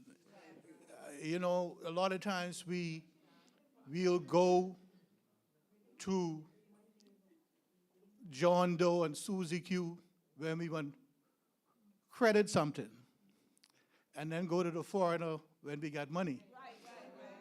So we need to support our own. And because everybody's supporting their own, because so we see we like the Chinese. But the Chinese ain't buying nothing from us. They don't even buy a candy from us. But we like to go, if you go around the line so long, they don't support us. And even the other people don't support us. So we Bahamians got to support Bahamians. Where there's a 50 cents different disparity in the price, where there's $1 disparity in the price, so what? Pass them by and go to your people. Yeah. We like this culture, but the Chinese is cheaper. Go to the Chinese, they're cheaper, but not knowing we promoting a subculture, that is not good for us. Why not say, let's go to the Bahamian, they're cheaper? Why not say that? I hear all the time, let's go to the Chinese. Let's go to the Chinese, they cheaper. But that's not the case. It's about being patriotic because the Chinese ain't coming to you. We gotta go and support our own people, the Bahamians, and Awaki is a prime example. Right? Do not go there because every Tom, Dick, and Harry, and they speak in all kind of different language, and they cooking my food, and cooking my guest food. No, I can't have it. No, I'd rather right. go home and cook. Yeah. Thank you, man. Thank you.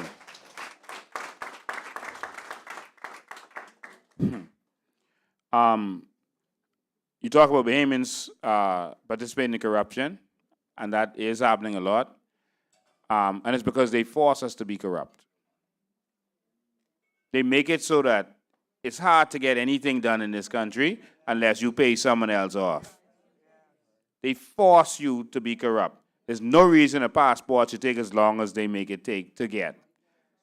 So that you have to pay someone on the side. They are forcing you to pay high customs duties and paying VAT on the customs duties. They're robbing you. They're forcing us to have to rob them back. They're forcing Bahamians to have to find ways to not pay those things. Exactly. I was going into a certain business, and I wanted to find out where to buy the stuff from. I needed a source. So I called one of my customer officers. I said, go in the system and look and tell me where these big oligarch companies just buy their stuff from. That's what they do. You got to investigate. So he went in there and he looked, and he came back to me like he saw a ghost. He said, Lincoln, I can give you the list of where all their suppliers are. Here it is.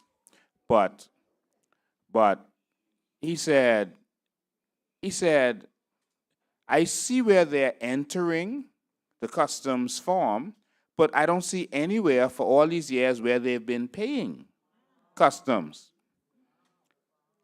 And he was in the investigations part of customs, the enforcement part.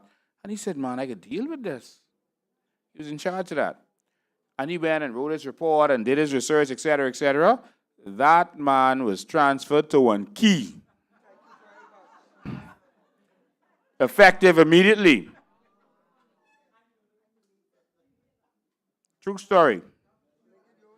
They run him out of Nassau. They break all the rules. They don't have to pay for nothing, but they break our backs. Bahamas, it's time for us to be put first. They are forcing us to have to live that kind of lifestyle, but Bahamians don't want to be corrupt. They're forcing us to do those kinds of things. So we gotta fix that. All right, and what you said about the praying, tell you something. Prayer is a relationship. That's a conversation between you and God. That's what it is, a conversation. But life got to go past conversation. It takes action. Don't tell me you love me. Let me see. All right? Don't tell me you want to go to college. What you could do? It takes the works. When David was faced with Goliath, read that story again, at no point did he pray. He talked to the problem. Talked to him bad, tell him what he could do to him, cuss him out, and then ran straight to the problem. When Moses got to the Red Sea, he stopped and told them, the Egyptians you see, you shall see no more. Tell everyone, y'all don't move. Watch God. Everyone stop. Sit down. And then he did what they taught us to do, pray. And God's answer to him blew my mind, changed my thinking forever. When he prayed to God and showed God the problem, Red Sea, mountain, Pharaoh. God answered him was, what you telling me that for? I was shocked when I saw that. That's literally in the Bible. He said, why are you telling me that? I said, hold on. What? But he praying.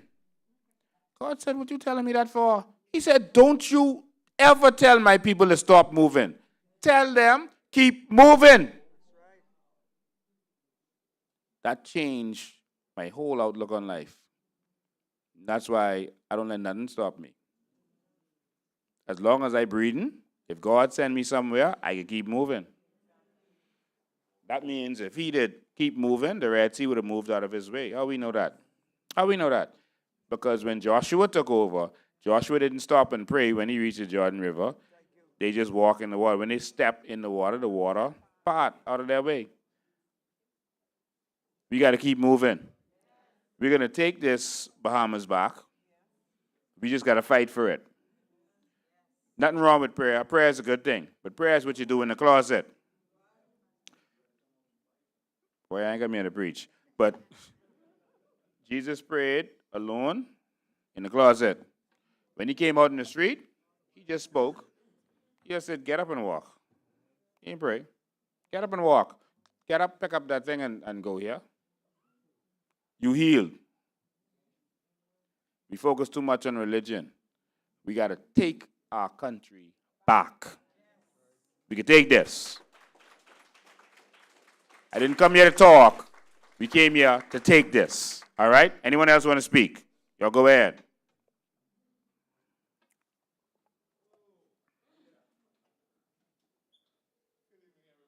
Good evening. I would just like to say, Mr. Bain, and I know many of you know this. There's nothing mentioned in the Bible about religion, and there's nothing mentioned in the Bible about Christianity. All of those things were taken from man. Man made those things and called those things. Jesus never preached religion, and he never preached Christianity. He preached holiness. He said, on this rock I build my church. Talking in the mic, they can't hear you. This rock I build my church, and it is holiness. He never preached Christianity, and he never preached religion. Neither was the prophet, neither the apostle. None of them. You can't find that nowhere in the Bible. You can't find it. Now, I'd like to say, Mr. Bain, I draw to this grouping because I understand everything you are saying. You know, I'm also an ex-police officer, and I know corruption firsthand. You know, I see it happen within the force and within this Bahamas. I just like to let you all know something too. That commission of inquiry back in the 80s, everything, and that was true. You might not believe it, but everything, and that was true. If you notice, one of the officers who went to speak about it in the commission of inquiry when he was called up, and he spoke about it, the other ones, because they didn't talk, they looked down on him and they ridiculed him. And guess what? After the inquiry and everything, he didn't last as long as Paddy lasted in the force. He was out of there. You know what I'm saying? So I know about corruption. I work in a division where I used to see it firsthand. You know, so this corruption didn't just start it. This started from the first PLP government. This just didn't start it. Started from UBP. Right, it started from UBP. And they just took over and began to do the same thing. And then that drug era is what really fast forward fast. You know? And right now, as I look over my country, I am seeing the same things happening over and over again, especially from the leaders. The same thing happening. Ain't nothing much change. Ain't nothing much change. There's still favoritism in the force where they promote people who might be on their side or whatever have gotten promotion, and they will look down on. Just like you say, when they send the guy from them over to the key, I watch policemen get sent like that too. Yeah. Because they wasn't for something, and they send them all over to Nassau, send them all the way down on a little key to go away. Exile them. Yeah, I watched this happen. So I am glad now that you have came up to fight for the people. Because this is what we need. Man, we need this change, but we need this change like yesterday. We need this long time. And so I show my support, and I'm willing to assist in any which way I can. So may God bless us. Thank you. Like you say, we're going to move forward. Yeah. Thank you. All right. Someone asked me, while I was in Abaco, someone asked me, if I were the government, what would I have done with the situation where the Bahamian was killed in Haiti? They asked my opinion of that and what would we have done. I want us to be clear to everyone, if you don't get this by now. In the New Bahamas, under the COI, we will go for our people no matter where they are.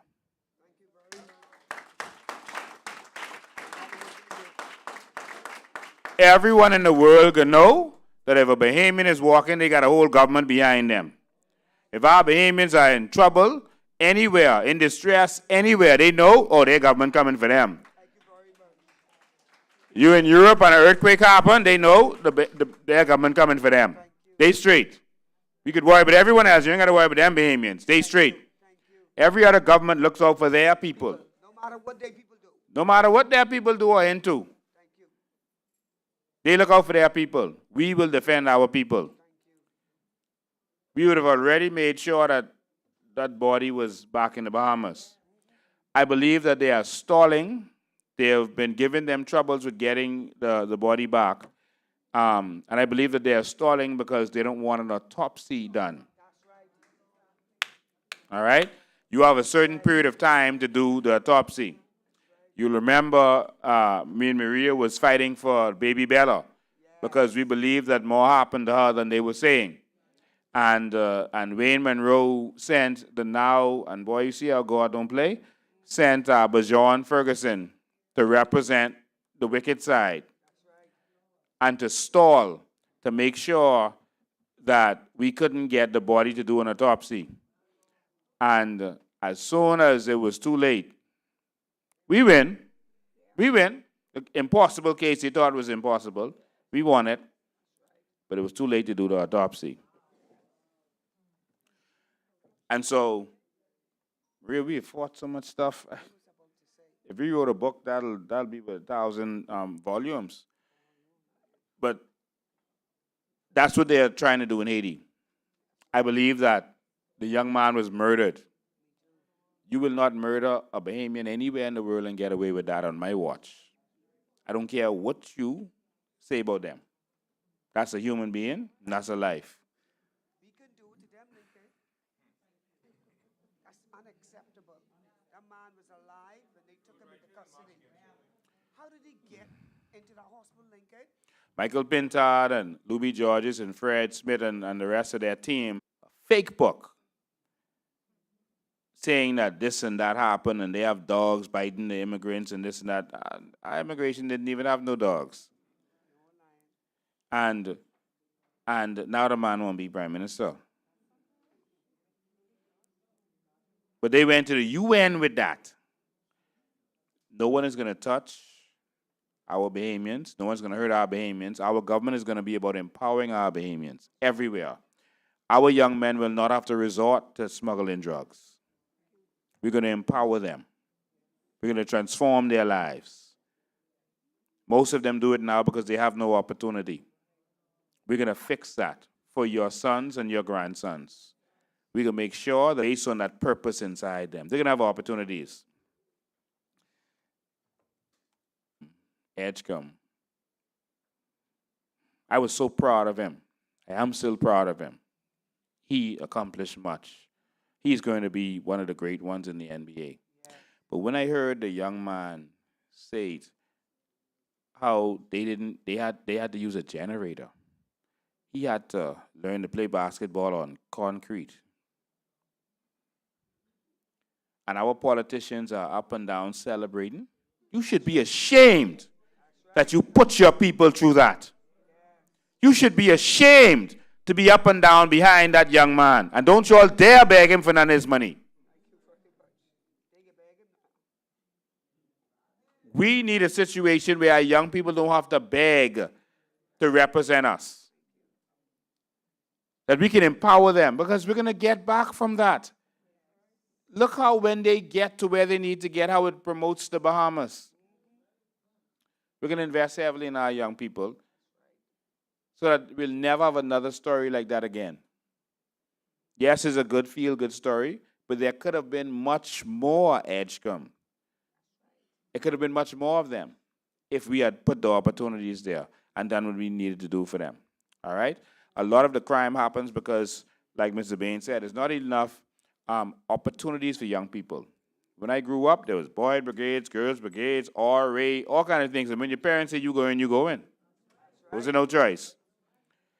And there was so much activities. That's what kept me off the streets. I grew up in Pinewood.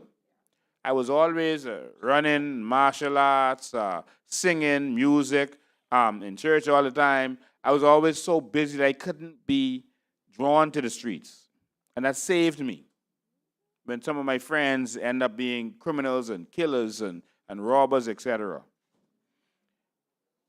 We need, it's called idle lands. Idle lands. And so we got to replace the bad habits of our young people with good habits. That's it. And so when we get in, how are we going to fight crime? We're going to give our young men and women opportunity and give them something to actually do. First thing, before we start locking up and talking about we killing and hanging and all that, we got to give them an option and then give them a choice. Now see, this is what you could do. This is over here for you. You choose this or you choose that. Once we've put everything in place, we could draw a line in the sign and said, this is your choice. As simple as that. Now, if you choose that way, then we did everything to empower you. We even expunge your records. Yes, we can expunge records. We're going to give them a new, fresh start. Because many of them want to do different. They want a job, but you're not giving them a choice. We can fix this. Many of them are doing it because they have no hope. There's no hope. What you leave for them to do? All of their examples are bad boys in the streets. That's all they know. And when they try to do different, you beat them down. All right? When I was a police officer, we were having a roadblock. I was working with Oscar Sands. He in the boot up bus, that's what he used to call it, back in the day. And we were doing a roadblock by the roundabout, right by Paradise Island Bridge. And a young man was just getting off from Atlantis in full uniform, and he was giving some of his co-workers a ride over the bridge. You can't tell them no, because he had borrowed his mother's car, and sometimes you need a ride. So if your co-workers say, man, give us a ride right over the bridge, you can say, okay, come, let's go. And they was in the car, and when they came to the bottom of the bridge, they met us. It was a car full of black young men, so you know what the police could do. Yeah. And so we pulled them over. I went in the car, we took them out, went in the car in the back seat, right there on the ground. I didn't even look for it. A bag, a small little bag of marijuana. So you know what happened? Everyone locked up. That was a decent Christian young man, never drink, never smoke. He never even had sex yet. Decent young man. Started crying. And so Oscar said, lock everybody up. We locked them up. I don't know what happened. I guess they pleaded guilty because I never had to go to court to testify. And that's before they started giving you this probation stuff and all that. About 3 years later, I saw the young man. I didn't know it was him. I was in the barber shop where I frequented. And I saw this young man just sitting there staring at me. And he wouldn't stop staring. And I see him staring. So I was like, why you staring at me like that? He said, you don't remember me? I said, no. He said, okay. He said, you locked me up by the bridge. I said, oh, wow. I said, wow. I said, well, what you doing now? How you doing? What you doing? He said, hustling. I said, what does that mean? He said, I doing what I got to do. I sell my drugs. I can rob if I have to. He said, baby got to eat. I got to eat. He said, I can't tell the baby ain't no milk. I can't tell the baby ain't no Pampers. I got to do what I got to do. He said, I can't even go to Miami no more to get cheap clothes. I got to buy it here. That broke my heart. That's the day I decided to leave the police force. That broke my heart. He couldn't even at that point go to the States.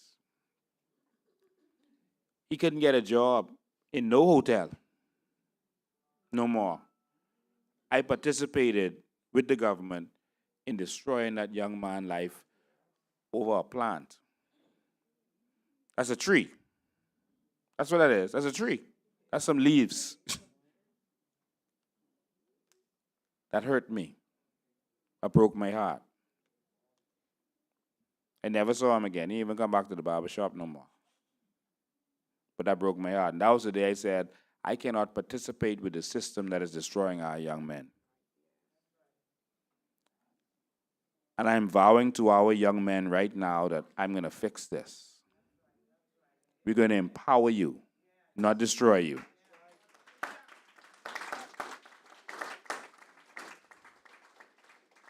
And we could break that cycle that is beating down our people. That same cycle that would allow people on Cowpen Road to do whatever they want, but a young man selling coconut, they'll lock him up and drag him before the courts, mercilessly. No, man. We need a country for our people. And we can fix this. All right?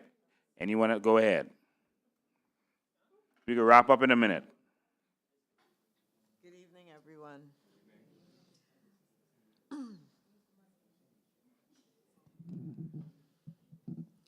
So I joined. Pull it to you. Okay. So I joined the COI about it just maybe over a year ago. And as the candidate for Mount Moriah, having been around these many months, I learned the philosophy of the COI, what we stand for, what we hope to achieve.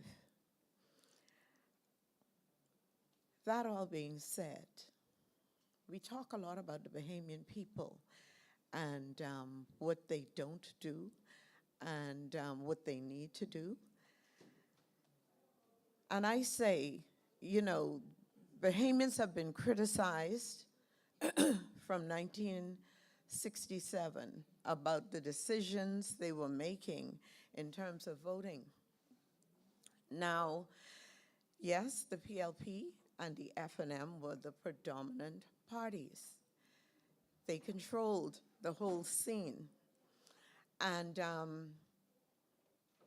then in between, we have had many third parties, several of them, I would say. But none of them brought to us what Lincoln Michael Bain has brought to us in terms of the education, in terms of all of this stuff that was being discussed here today. So I often say, cut the Bahamian people some slack. Don't, for those who are holding on for now to say, I'm PLP, I could die a PLP. or I'm F&M and whatever. I was that too. And it took education, it took knowledge to cause me, well, a little more than that. It also took victimization to cause me to be here today. We've been in the trenches and we've been talking to people. What next? How are we going to get this information into the minds and hearts of those that are still undecided? How are we going to penetrate those that have strongholds? This information is so potent and so important to our future that it will be a shame for us to go through a general election and lose on truth. We have truth. There are facts, verifiable facts. How are we going from today? What are we going to do with all that God has given to Lincoln and Maria? And I'm listening to all these experiences, and to Charlotte, and to so many others who were abused. I was listening to Lady Pinling last night. She was on an interview with Jerome Miller, and she talked about Sir Lyndon's, his experience when he first came into politics. I never knew he was locked up and arrested in Freeport. But they will talk down about our leaders being locked up as though they're jailbirds. But then you have all of the leaders that have made inroads worldwide, many of which were locked up. And so my burden right now as the candidate for Mount Moriah is how, Linda, how do you package this? How do you take this forth to those in Mount Moriah that are still PLP and F&M? How do you penetrate their minds to cause them to think more objectively? This is not an easy road, and we suspect that elections are going to be called this year. In fact, someone said, a Haitian told them, elections can be called in November. And so I am saying to us, all of us, not only the candidates and the leaders, I'm saying to all of us, we have a work to do. And we have a very short time to do it. We have a work to do. It will be a shame. I just cannot see myself not winning Mount Moriah's seat. That's a problem for me. But I still have people within Mount Moriah that need to know all that we are hearing here. And what methods do we use? We need to start thinking about solutions. We know the problems. We've been hearing the problems. We need solutions. How are we going to take this message forth from tonight to effectively engage people and cause them to think differently? And I also, Apostle was speaking to the church. I often say there are 4 people: their doctor, their attorney, and what was the other one? And their teachers, correct. And so my thing is, when the PLP ran in 62 and lost, where there was a tie with the UBP, Sir Lyndon had the hearts and minds. He won the hearts and minds and the imaginations of pastors. And you know, there is a saying, what goes around comes around. Well, the Bible also says, as it was in the beginning, so shall it be in the end. And we are at technically, and for all intents and purposes, we are at an end. This could very well be the end for us as Bahamians. And in a country which is all we know, our home. And so, with that being said, and I believe that it still holds true to today, that pastors, very influential, whether they preach in sense or not, people listen to them. They listen to their pastors. I'm telling you, they listen to them. So we have to find a way to simplify our message that the pastors would be able to disseminate this information. It cannot just come from the COI. Why? Because people, they have their opinions of Lincoln, and they have their opinions of Charlotte. And someone said today, and I sent it to Dr. MacGyver, they say she's selfish. She's not friendly. I said, well, clearly y'all don't know her.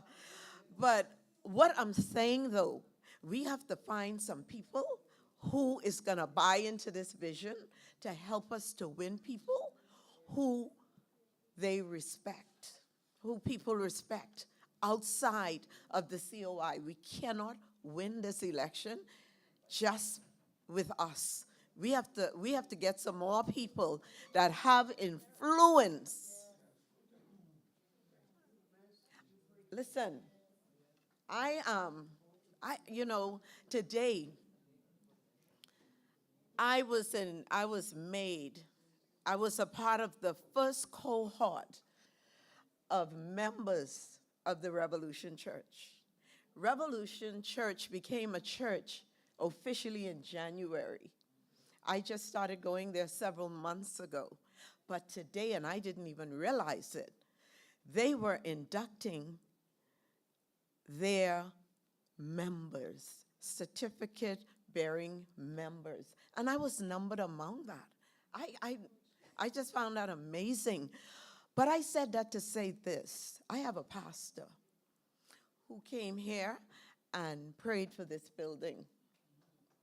And every Sunday, he finds a creative way of touching an aspect of what is going on in Bahamian life and how that we need change in our country.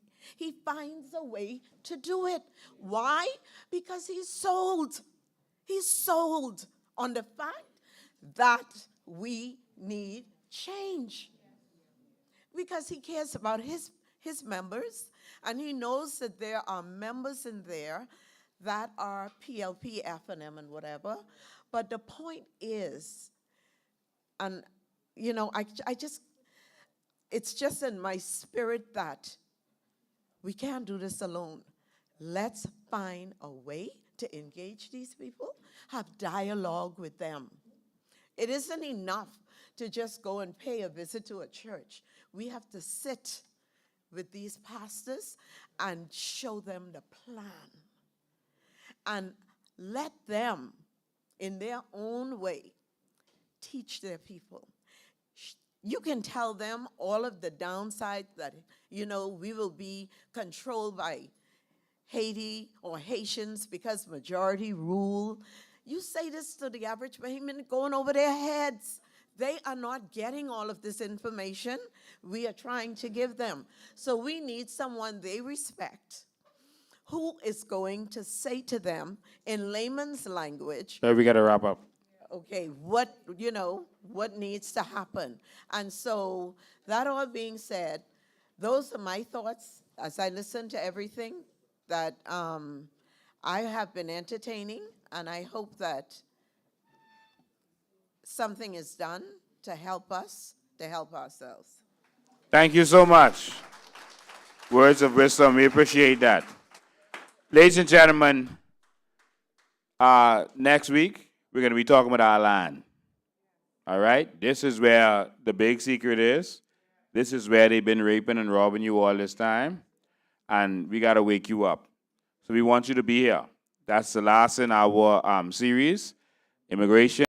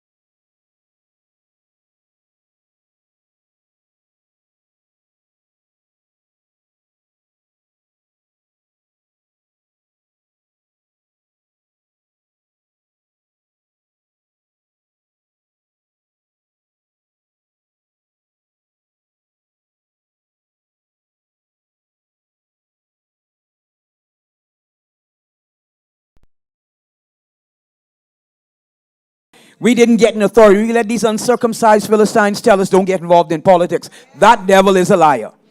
So I'm standing here today as a minister to tell you pray, but when you done pray, get up out of that closet and get on the front lines and fight the way God called you to fight. He didn't call a bunch of wimps. He said that the righteous are as bold as a lion. We let these people now go and lead. Y'all better be grateful that there are some righteous people that he has called for to put in authority so you could rejoice. So tonight as we leave, we thank you so much for joining us tonight. We ran there longer. That's all right. We appreciate that anyhow. Let's stand to our feet. Let's give God a praise. Let's tell the Bahamas, welcome. Change ain't coming. Come on. Change ain't coming. Come on. Change ain't coming. God bless you tonight. Continue to press. Get on the ground and let's go take this city in Jesus' name. Come on. Let's give God a praise. Let's take the country. Take Golden Gates in particular. And every other constituency. Hail somebody. High five somebody. See you next week. Let's talk about the land. All right, my